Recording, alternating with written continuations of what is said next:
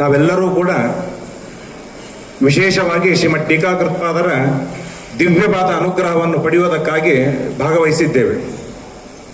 ದೇವತೆಗಳಿಗೆ ಯಾವ ರೀತಿಯಾಗಿ ವಿಜಯದಶಮಿ ವಿಜಯವನ್ನು ತಂದುಕೊಟ್ಟಿದೆಯೋ ಅದೇ ರೀತಿಯಾಗಿ ಮನುಷ್ಯರಿಗೆ ವಿಜಯವನ್ನು ತಂದುಕೊಡುವಂತಹ ಈ ವಿಜಯ ಪಂಚಮಿ ಎಂಬುದಾಗಿ ಹೇಳಿದರೆ ತಪ್ಪಾಗಲಿಕ್ಕಿಲ್ಲ.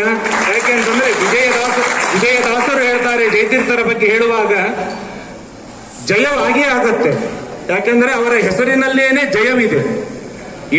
ಏ ಗುಣಾನ್ ವಿಜಾನಂತಿ ತಾನ್ ಆವಿಷನ್ ಮರುತ ಎಂಬುದಾಗಿ ಹೇಳಿದಂತೆ ದೇವರ ಗುರುಗಳ ಯಾವೆಲ್ಲ ಗುಣಗಳನ್ನು ನಾವು ತಿಳಿತಾ ಹೋಗ್ತೇವೆ, ಆ ಎಲ್ಲ ಗುಣಗಳಿಂದ ನಮ್ಮಲ್ಲಿ ವಿಶೇಷವಾಗಿ ಪ್ರವೇಶವನ್ನು ಮಾಡ್ತಾರೆ ಎಂಬುದಾಗಿ ತಿಳಿಸ್ತಾರೆ. ಆದ್ದರಿಂದಾಗಿ ಆಸೇತು ಹಿಮಾಚಲದೊಳಗೆ ಜಯಶೀಲರಾಗಿರ್ತಕ್ಕಂತಹ ಶ್ರೀಮದ್ ಜಯತೀರ್ಥರನ್ನು ವಿಶೇಷವಾದ ಆರಾಧನೆಯನ್ನು ಮಾಡುವುದರಿಂದ ನಮ್ಮ ಎಲ್ಲ ತರಹದ ಅಪಜಯಗಳು ನಾಶವಾಗಿ ವಿಶಿಷ್ಟ ರೀತಿಯಾಗಿ ಜಯ ಬರುತ್ತದೆ ಎಂಬುದರಲ್ಲಿ ಯಾವ ಸಂಶಯವೂ ಇಲ್ಲ ಎಂಬುದಾಗಿ ತಿಳಿಸ್ತಾರೆ.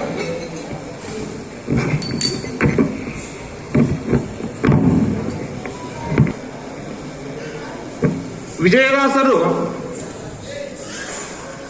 ಶ್ರೀಮದ್ ಟೀಕಾಕೃತ್ಪಾದರನ್ನು ಕುರಿತು ಕೊಂಡಾಡ್ತಾ ಇರುವಾಗ ಒಂದು ಮಾತನ್ನು ಹೇಳ್ತಾರೆ.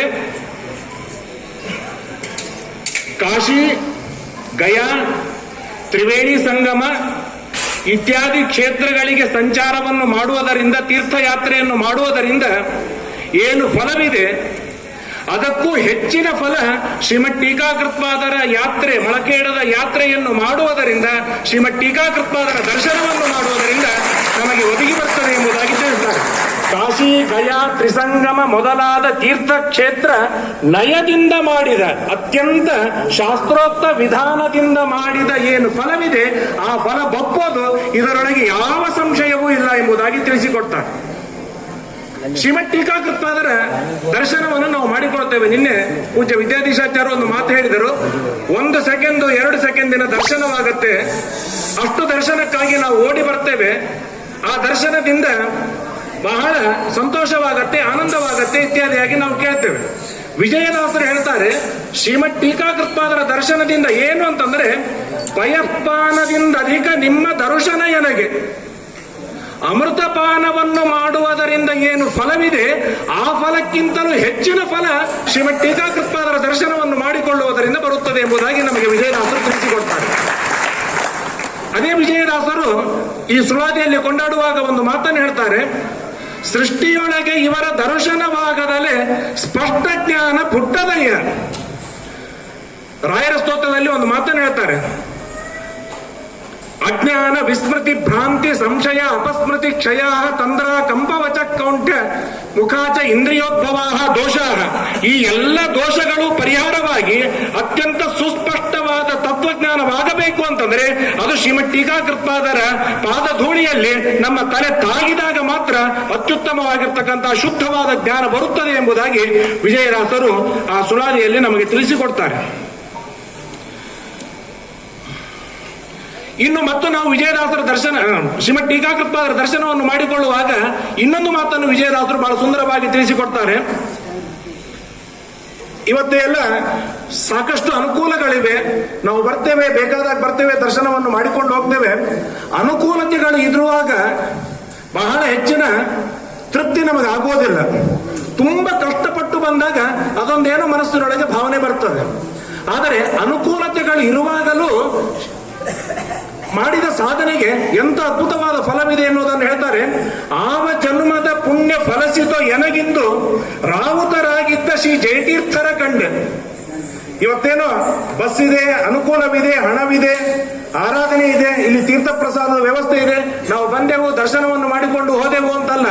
ಅಷ್ಟಕ್ಕೆ ಅದು ಏನಂತಾರೆ ಕೃತಕೃತ್ಯವಾಗುವುದಿಲ್ಲ. ಒಂದು ಕ್ಷಣದ ದರ್ಶನವಾಗುವುದಕ್ಕೆ ಆವ ಜನ್ಮದ ಪುಣ್ಯ ಫಲ ಎನಗೆ ಒದಗಿ ಬಂದಿತ್ತು. 100 ಜನ್ಮದ ಪುಣ್ಯದ ತಪಸ್ಸಿನ ಫಲದಿಂದ ಮಾತ್ರ ಶ್ರೀಮದ್ ಟೀಕಾಕೃತ್ಪಾದರ ಒಂದು ಕ್ಷಣದ ದರ್ಶನವಾಗಲಿಕ್ಕೆ ಸಾಧ್ಯ ಎಂಬುದಾಗಿ ಹೇಳ್ತಾರೆ. ಹಾಗಿರುವಾಗ ನಿರಂತರವಾಗಿ ಶ್ರೀಮದ್ ಟೀಕಾಕೃತ್ಪಾದರ ದರ್ಶನವನ್ನು, ಸೇವೆಯನ್ನು, ಆರಾಧನೆಯನ್ನು, ಸುಧಾದಿ ಗ್ರಂಥಗಳ ಚಿಂತನೆಯನ್ನು ಮಾಡೋದರಿಂದ ಎಂಥ ಫಲವಿದೆ ಎನ್ನುವುದನ್ನು ಊಹೆ ಮಾಡಲಿಕ್ಕೂ ಕೂಡ ಸಾಧ್ಯವಿಲ್ಲ ಎಂಬುದಾಗಿ ನಮಗೆ ವಿಜಯದಾಸರು ತಿಳಿಸ್ತಾರೆ. ಇನ್ನು ಟೀಕಾರಾಯರ ಹತ್ರ ಬಂದಾಗ ಅನುಗ್ರಹವಾಗಿದೆ ಎಂಬುದಾಗಿ ನಾವು ತಿಳಿದುಕೊಂಡ್ಬಿಡ್ತೇವೆ. ಯಾಕಂದ್ರೆ ಮನಸ್ಸಿನೊಳಗೆ ಒಂದು ವಿಶಿಷ್ಟವಾದ ಭಾವನೆ ಬರ್ತದೆ. ಯಾಕಂದ್ರೆ ಅವರ ಎದುರಿಗೆ ನಾವು ಕುಳಿತುಕೊಂಡಾಗ ತಾಯಿಯ ಮಡಿಲಿನಲ್ಲೇ ನಾವು ಕುಳಿತುಕೊಂಡಿದ್ದೇವೆ ಎನ್ನುವ ಪರಿಪೂರ್ಣವಾದ ಭರವಸೆ ನಮಗೆ ಹುಟ್ಟಿ ಬರ್ತದೆ. ಅಷ್ಟು ಆ ಟೀಕಾಕೃತ್ಪಾದರಲ್ಲಿ ಭಕ್ತಿಯನ್ನು ಮಾಡಿದಾಗ ಧೈರ್ಯ ನಮಗೆ ಬರಲಿಕ್ಕೆ ಸಾಧ್ಯವಿದೆ. ಅದನ್ನು ಹೇಳ್ತಾರೆ, ಈ ಮುನಿ ಒಲಿದರೆ ಅವನೇ ಭಾಗ್ಯವಂತ. ನಾವೆಲ್ಲ ತಿಳ್ತೇವೆ ನಮಗೆ ಇರುವ ಸೌಭಾಗ್ಯಗಳೇ ಭಾರಿ ದೊಡ್ಡದಾಗಿರ್ತಕ್ಕಂಥ ಸೌಭಾಗ್ಯ ಅಂತ. ಈ ಹೊರಗಿನ ಸೌಭಾಗ್ಯಗಳನ್ನು ನೆಚ್ಚುವುದರೊಳಗೆ ಶ್ರೀಮದ್ ಟೀಕಾಕೃತ್ಪಾದರನ್ನು ದೂರ ಮಾಡಿರ್ತೇವೆ. ಶ್ರೀಮದ್ ಟೀಕಾಕೃತ್ಪಾದರನ್ನು ದೂರ ಮಾಡಿ ನೂರಾರು ಸೌಭಾಗ್ಯಗಳನ್ನು ಪಡೆದರೂ ಕೂಡ ಆ ಸೌಭಾಗ್ಯ ಬಹಳ ದಿನ ಏನು ಬಾಳುವಂತಹದ್ದಲ್ಲ, ಈ ಜನ್ಮದ ಜೊತೆಗೆ ಅದು ಹೋಗಿಬಿಡುವಂತಹದ್ದು. ಹಾಗಾದರೆ ನಮಗೆ ಮೋಕ್ಷ, ಅಪರೋಕ್ಷ ಜ್ಞಾನ, ಮೋಕ್ಷ, ಆ ಮೋಕ್ಷದಲ್ಲಿ ಆಗುವ ಅನಂತವಾದ ಆನಂದ ಅಲ್ಲಿಯವರೆಗೂ ಬರಬೇಕು ಅಂತಂದ್ರೆ ಅದು ಶ್ರೀಮದ್ ಟೀಕಾಕೃತ್ಪಾದರ ಒಲುಮೆ, ಅವರ ಅನುಗ್ರಹ ಆಗಲೇಬೇಕು ಎಂಬುದಾಗಿ ತಿಳಿಸ್ತಾರೆ. ಈ ಮುನಿ ಒಲಿದರೆ ಅವನೇ ಭಾಗ್ಯವಂತ, ಭೂಮಿಯೊಳಗೆ ಅವನೇ ಮುಕ್ತಿಯೋಗ್ಯ ಎನಿಸುವವನು. ಶ್ರೀಮದ್ ಟೀಕಾಕೃತ್ಪಾದರು ಉಪದೇಶ ಮಾಡಿರುವಂತಹ ತತ್ವಜ್ಞಾನವನ್ನು ಮಾಡಿಕೊಂಡವನು ಮಾತ್ರ ಮುಕ್ತಿಯೋಗ್ಯ. ಯಾಕೆ ಸ್ಪಷ್ಟ ಜ್ಞಾನ ಆಗುವುದಿಲ್ಲ ಅಂತ ಹೇಳಿದ್ರು ಮೊದಲಿಗೆ. ಹಾಗಾದ್ರೆ ಮುಕ್ತಿ ಯೋಗ್ಯನಾಗಬೇಕು ಅಂತಂದರೆ ಈ ಮುನಿಗಳ ಶ್ರೀಮದ್ ಟೀಕಾಕೃತ್ಪಾದರ ದಿವ್ಯವಾದ ಅನುಗ್ರಹವಾಗಬೇಕು. ಆ ಮಾತನ್ನು ಹೇಳ್ತಾರೆ, ಭೂಮಿಯೊಳಗೆ ಮುಕ್ತಿ ಯೋಗ್ಯ ನೆನಪ. ಅಲ್ಲ, ಈ ಘೋರವಾದ ಸಂಸಾರವಿದೆ, ಈ ಸಂಸಾರ ದಾಟಿ ನಾನು ಮೋಕ್ಷವನ್ನು ಪಡೆಯೋದು ಎಂದು ಅಂತಂದ್ರೆ ವಿಜಯದಾಸರು ಹೇಳ್ತಾರೆ, ಭೀಮ ಭವಾಂಬುದಿ ಭಕ್ತಿ ಪೋಪೋದು. ಅತ್ಯಂತ ಘೋರವಾದ ಸಮುದ್ರವನ್ನು ನಾನ್ ದಾಟುವುದಲ್ಲ, ನಾನ್ ದಾಟುವುದಕ್ಕೆ ತುಂಬಾ ಕಷ್ಟ. ಯಾಕಂದ್ರೆ ಅಷ್ಟು ದೊಡ್ಡದು ಈಸಲಿಕ್ಕೆ ಆಗೋದಿಲ್ಲ, ಸೋತು ಹೋಗ್ತೇನೆ, ಪರಿಶ್ರಮ ಪಡ್ಲಿಕ್ಕೆ ಆಗೋದಿಲ್ಲ, ನಾನು ಹಾಳಾಗಿ ಹೋಗ್ತೇನೆ, ಏನಾಗ್ತೇನೆ, ವಿಫಲನಾಗಿ ತಿರುಗಿ ಬಂದ್ಬಿಡ್ತೇನೆ. ಆದ್ರೆ ವಿಜಯದಾಸರು ಹೇಳ್ತಾರೆ, ಸಮುದ್ರ ಹಾಗೇ ಇದೆ, ಅದನ್ನು ನೀನು ದಾಟಿ ಕಷ್ಟಪಟ್ಟು ಬೇಕಾಗಿಲ್ಲ, ಆ ಸಮುದ್ರವೇ ಬತ್ತಿ ಹೋಗಿಬಿಡ್ತದೆ. ಹಾಗಾದ್ರೆ ಸುಲಭದೊಳಗೆ ನಾವು ಆಚೆ ದೇವರ ಪಾದಕ್ಕೆ, ಮೋಕ್ಷಕ್ಕೆ ನಾವು ಹೋಗಬಹುದು. ಅಷ್ಟು ಸುಲಭವಾದ ಉಪಾಯವನ್ನು ವಿಜಯದಾಸರು ತಿಳಿಸಿಕೊಡ್ತಾರೆ. ಶ್ರೀಮದ್ ಟೀಕಾಕೃತ್ಪಾದರ ಮಹಿಮೆಯನ್ನು ಹೇಳುವಾಗ ಭೀಮ ಭವಾಂಬುದಿ ಬತ್ತಿಪೋಪೋದು.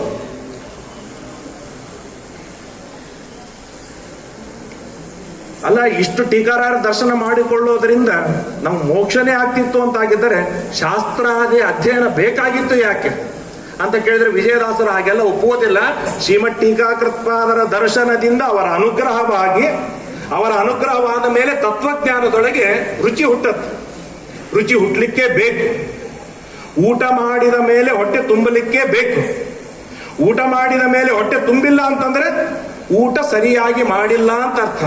ಹಾಗೆ ಶ್ರೀಮದ್ ಟೀಕಾಕೃತ್ಪಾದರ ದರ್ಶನವಾದ ಮೇಲೆ ಸರ್ವಮೂಲ ಶ್ರೀಮನ್ ನ್ಯಾಯಸುಧಾ ತತ್ವಪ್ರಕಾಶಿಕಾದಿ ಗ್ರಂಥಗಳಲ್ಲಿ ಅಧ್ಯಯನದಲ್ಲಿ ರುಚಿ ಹುಟ್ಟಿದಾಗ ಶ್ರೀಮದ್ ಟೀಕಾಕೃತ್ಪಾದರ ದರ್ಶನ ಪೂರ್ಣವಾಗಿ ಸಾರ್ಥಕವಾದಂತ. ನಿಸ್ಸೀಮನಾಗುವ ಪಂಚಭೇದಾರ್ಥ ಪ್ರಮೇಯದಲ್ಲಿ ಶ್ರೀಮದ್ ಟೀಕಾಕೃತ್ಪಾದರು ಪ್ರತಿಪಾದನೆಯನ್ನು ಮಾಡಿರುವ ಪಂಚಭೇದ ತತ್ವಜ್ಞಾನವೇನಿದೆ ಆ ತತ್ವಜ್ಞಾನದೊಳಗೆ ನಿಸ್ಸೀಮನಾಗಿ ಬಿಡ್ತಾನೆ. ತಾಮಸ ಜನರಿಗೆ ಭಕ್ತಿ ಪುಟ್ಟದು. ಶ್ರೀಮದ್ ಟೀಕಾಕೃತ್ಪಾದರಲ್ಲಿ ಯಾರು ತಾಮಸ ಜನರಿದ್ದಾರೆ, ಅತ್ಯಲ್ಪ ಭಕ್ತಿಯೂ ಕೂಡ ಹುಟ್ಟಲಿಕ್ಕೆ ಸಾಧ್ಯವಿಲ್ಲ. ನಾನೇನೋ ಹೋಗ್ತೇನೆ, ನಮಸ್ಕಾರ ಮಾಡ್ತೇನೆ, ಟೀಕಾರಾಯರ ಅನುಗ್ರಹವಾಯ್ತು ಅಂತ ಆಗುವುದಿಲ್ಲ. ಅವನು ವೈಷ್ಣವನಾಗಿ, ವಿಷ್ಣು ಭಕ್ತನಾಗಿ, ಸಾಧನೆಯಲ್ಲಿ ಅಭಿರುಚಿ ಆಸಕ್ತಿ ಉಳ್ಳವನಾಗಿದ್ದರೆ ಮಾತ್ರ ಭಕ್ತಿ ಹುಟ್ಟಲಿಕ್ಕೆ ಸಾಧ್ಯವಿದೆ. ದುಃಖ ಮಹೋದದಿಯೊಳಗೆ ಸೂಸುತ್ತಲಿಪ್ಪರು. ಯಾರು ತಮೋಯೋಗ್ಯನಾಗಿದ್ದಾನೆ, ಯಾನು ಅಯೋಗ್ಯನಾಗಿದ್ದಾನೆ, ಅವನು ಘೋರವಾದ ದುಃಖದೊಳಗೆ ಮುಳುಗಿ ಹೇಳ್ತಾನೆ. ಇದರಿಂದ ಹೊರಗೆ ಬರ್ಲಿಕ್ಕೆ ಸಾಧ್ಯವಿಲ್ಲ. ಆದ್ದರಿಂದಾಗಿ ಯಾರು ಸಾತ್ವಿಕ, ಸಜ್ಜನ, ವಿಷ್ಣು ಭಕ್ತ, ವಿಶೇಷವಾಗಿ ಸತ್ಯಾತ್ಮತೀರ್ಥ ಶ್ರೀಪಾದಂಗಳವರ ಮಹಾಭಕ್ತನವರಾಗಿದ್ದಾರೋ ಅವನಿಗೆ ವಿಶೇಷವಾದ ಟೀಕಾರಾಯರ ಅನುಗ್ರಹವಾಗತ್ತೆ. ಅವನಿಗೆ ಈ ಸಂಸಾರ ಸಾಗರ ನಾಶವಾಗುವುದರಲ್ಲಿ ಸಂಶಯವಿಲ್ಲ. ರಾಮ ಸುಗುಣಧಾಮ ವಿಜಯ ವಿಠ್ಠಲರೇಯನ್ನ ನಾಮ ಕೊಂಡಾಡುವ ಟೀಕಾಚಾರ್ಯ ಮೇಘನಾಥಪುರ ಕಪುರವೇಣಿ ವಾಸ ರಾಘವೇಶ ವಿಜಯ ವಿಠ್ಠಲದಾಸ ಎಂಬುದಾಗಿ ಹೇಳ್ತಾ ಈ ಸುಳಾದಿಯೊಳಗೆ ಇನ್ನೊಂದು ಮಾತನ್ನು ಹೇಳ್ತಾರೆ. ವಿಜಯದಾಸರು ಸುಳಾದಿಗಳನ್ನು ರಚನೆಯನ್ನು ಮಾಡುವಾಗ ಅವರ ಕ್ರಮವೇ ಅದ್ಭುತವಾಗಿದೆ. ಟೀಕಾರಾಯರು ಈ ಸ್ಥಾನದೊಳಗೆ ಯಾಕೆ ಬಂದರು ಎನ್ನುವ ಇತಿಹಾಸವನ್ನು ಕೂಡ ನಮಗೆ ಸುಂದರವಾಗಿ ತಿಳಿಸಿಕೊಡ್ತಾರೆ. ಶ್ರೀಮದ್ ಟೀಕಾಕೃತ್ಪಾದರ ಪೂರ್ವ ಅವತಾರ ಇಂದ್ರ, ಆ ಇಂದ್ರನ ಮತ್ತೊಂದು ಅವತಾರ ಪೂರ್ವ ರೂಪ ಇಂದ್ರ, ಆ ಇಂದ್ರನ ಅವತಾರ ಕುಶ. ಆ ಕುಶ ಮಹಾರಾಜ ಇಲ್ಲಿ ತಪಸ್ಸು ಮಾಡಿದ ಸ್ಥಳ, ಕುಶರಾಯ ತಪಸ್ಸು ಮಾಡಿದ ಸ್ಥಳ.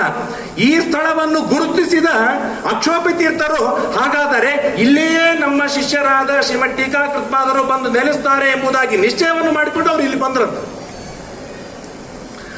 ಹಾಗಾಗಿ ಟೀಕಾರಾಯರು ಇಲ್ಲೇ ಅವರು ವಾಸವನ್ನು ಮಾಡಿದರು ಎಂಬುದಾಗಿ ನಮಗೆ ಇಲ್ಲಿ ತಿಳಿಸಿಕೊಡ್ತಾರೆ.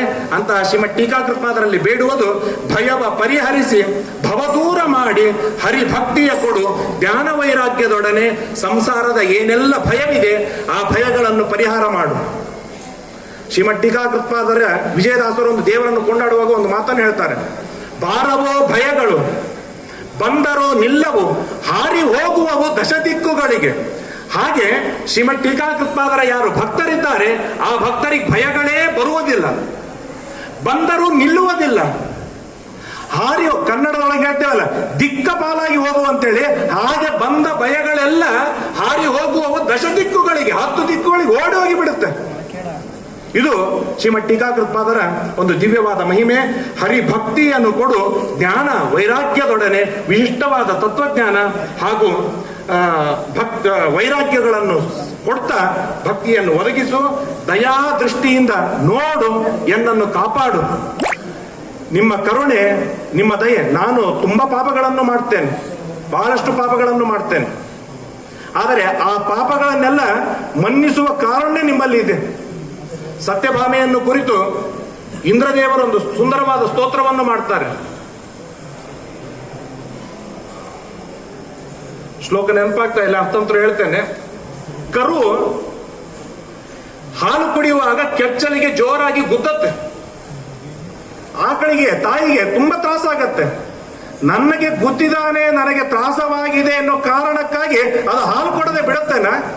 ತನ್ನ ಮಗು ಅಂತೇಳಿ ಎಷ್ಟು ಗುದ್ದಿದರೂ ಕೂಡ ಅದು ಹಾಲನ್ನು ಹೇಗೆ ಸುರಿಸಬೇಕು ಹಾಗೆ ನಮ್ಮಿಂದ ಆಗುವ ನೂರಾರು ಅಪರಾಧಗಳನ್ನು ಮನ್ನಿಸಿ ಕರುಣೆಯನ್ನು ಮಾಡಿ ದಿವ್ಯವಾದ ಅನುಗ್ರಹವನ್ನು ತಾವು ಮಾಡಲೇಬೇಕು ಎಂಬುದಾಗಿ ಅವರ ಮುಂದೆ ಸ್ಟ್ರೈಕ್ ಮಾಡುವುದು ಅನಿವಾರ್ಯವಾಗಿದೆ.